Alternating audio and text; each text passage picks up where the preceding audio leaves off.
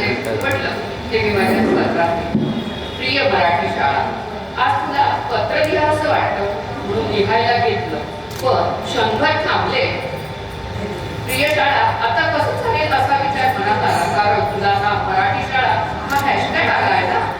तेव्हा लगेच उमगलं, नाही आता तू नुसती शाळा नाही तर मराठी शाळा झाली ना. असो, प्रिय मराठी शाळा, तुला पत्र लिहावंसं वाटते कारण तुझी खूप आठवण येते, म्हणूनच हा पत्र प्रपंच बरं का.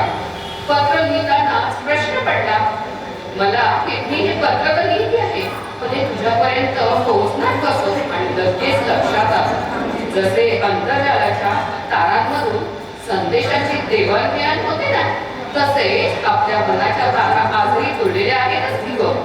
म्हणूनच खात्री आहे माझे पत्र तुला नक्की मिळेल आणि तू ते नक्की वाचशील बरं का. खरं सांगू, आजही तुझं नुसतं नाव घ्यायचं ना की मन अगदी बागडायला लागतं.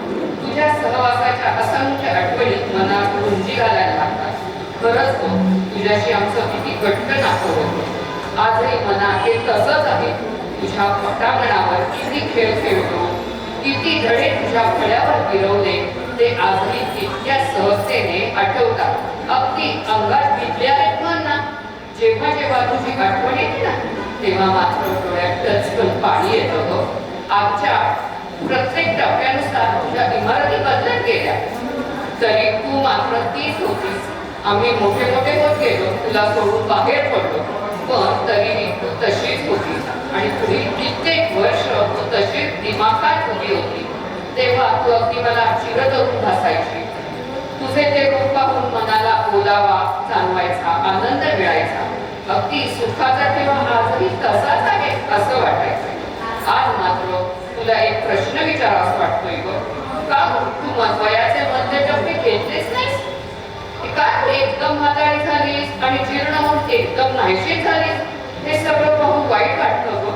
अर्थात हे वाचून कदाचित तू म्हणत असशील, याला तुम्हीच तर कारणीभूत आहात. खरंच ग, आमचीच भूलचूक आहे. आम्ही तुला जगवू शकलो नाही, वाचवू शकलो नाही याची मनात खंत वाटते. काळानुरूप तुझ्यात बदल करायला हवे होते. आम्ही आम्हाला कळलं नाही की उमगलं नाही सांगता येणार, पण आज तुझं अस्तित्व संपल्यात जमा आहे हे शल्य मनात खोलवर टोचत आहे हे नक्की. म्हणून आज मनापासून देवाकडे एकच मागणी मागते, तुझा पुनर्जन्म व्हावा, तू परत यावे.